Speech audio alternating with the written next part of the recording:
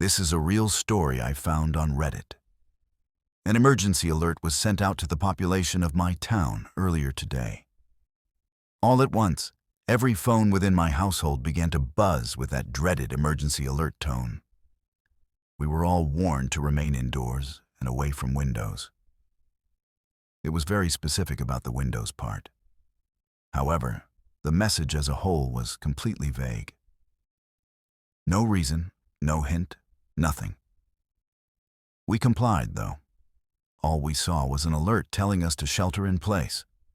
We were smart enough to not go against that order. One by one, my family and I